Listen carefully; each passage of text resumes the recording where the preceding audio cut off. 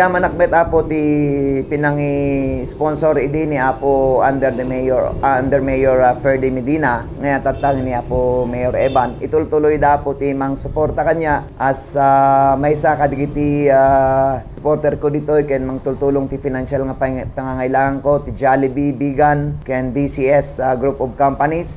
Iso da po ti mang sponsor kanya nga binigat bali Monday to Friday except Sunday, DJ pinaka-ina natin instructor ken family day kunada. Aging ganat tapo tuloy-tuloy pa ilaeng DJ dating agtay-taybo, medyo limaing datat medyo nagsardeng dahin to no makari nadaman ti saksakit hindi pagbagidan sa dan tuman nagsublin. So okay lang DJ, at least kay ado ti baro nga umay, hala nga taga ti Metro Bigan, di ado ti DJ bisita o turista nga makikijoin nga bagada nga nagpintas kano datoy bigan tada pa exercise na kasi although may mga iba na Taybo sessions nangongolekta sila ng fees after the session, pero ito'y bigan na po libre.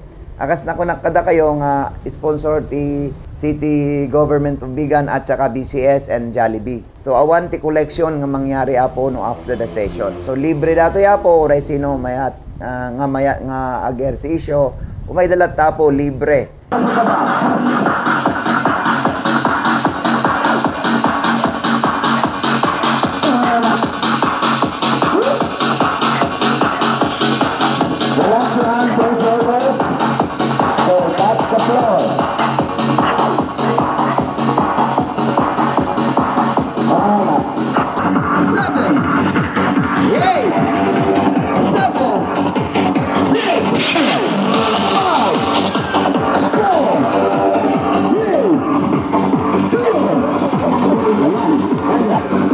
Adamo lang bisyo, no daddaw uminom na matiara no maawis na occasionally. Napigsa na nga uminom apo.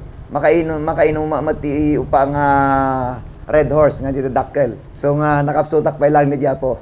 Brandy ti brand ko. Actually ti brandy ka napintas mo hindi nga pangpakwa ti Dara. Ngem uray anya apo nga bisyo ti bagyo dapat si kayo ti mangigem hanga di bisyo ti mangigem kada kayo tapno di salon at balance latta hanyo nga lipatan kuma do not forget to exercise. Ang ehersisyo ay yan ang pinakamagandang aprodisyak lalo na sa lalaki kasi yung blood circulation mo kapag maganda ang blood circulation mo siyempre di pinaglinis ti bagi na pintas di pinagirwar mo di every 24 hours dapat rumumuar ti di nakantayong hanga na gilingen no sobra dapat may irwar ti bagi tayo so nga kailangan di ehersisyo tapno matulungan ti bagi tayo nga maging normal ti blood pressure tayo ken amin agbiro kayo di suplemento nga natural nga awan ti chemical na tapno masuportaran nyo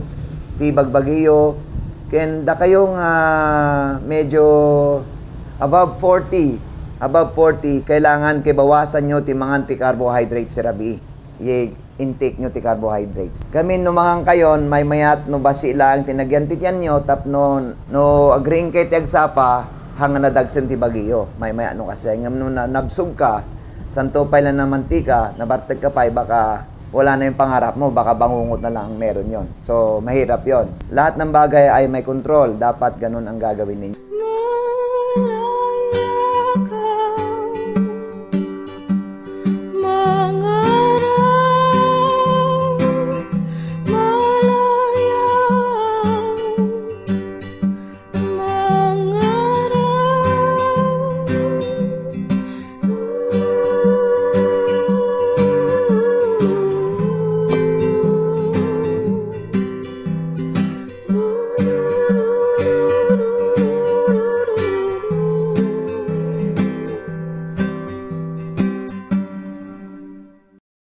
Ako po ay 51 years old na sa ngayon. Sa stamina at saka sa muscle formation, slowing pa ilaeng. 51 is only a number. Although nakakaramdam ka rin yung medyo paglabo ng mata mo, hindi ka na makapagbasa ng text kung matagal dahil nga maliliit na. Meron din akong correction glasses. Doon sa text lang yon. Pero pag yung malayo, nakikita ko pa naman. Yun ang ano doon. Siyempre, at my age, 51, malapit nang mag-senior citizen. Pero hindi ko binibigyan ng pansin yun. Basta ang pansinin mo ay maging positive ka, avoid sa mga negatives, lalo na yung mga taong negatibo, para maganda yung outcome ng mga iniisip mo. Kasi kung magde-negative ka, hindi maganda. Hanga na pintas. Lalo ako no damay sa problema ti tao. Kidigi tao, di lat problema ti pokpokos, ti kasla pampanunutin na latan. Hanang masolbar. Dapat ti aramidon na, agbirok ti solusyon, di pangipokosan na tapno maka malpas na, wano malasatan na, wano masolbar na, di nga problema na.